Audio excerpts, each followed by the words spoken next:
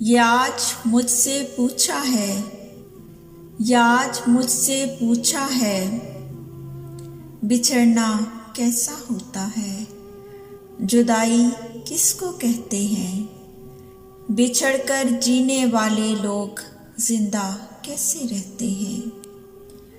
जो दर्द हद से बढ़ जाएं, उन्हें हम कैसे सहते हैं, कि गम के मारे हुए लोग क्यों खामोश रहते हैं। मैं इसकी सारी बातों पर फ़कत इतना ही कह पाई, जो दिल में दर्द रखते हैं घड़ी भर वो नहीं सोते, अकेले में सिसकते हैं बज़ाहिर वो नहीं रोते, बराबर सांस लेते हैं मगर जिंदा नहीं होते।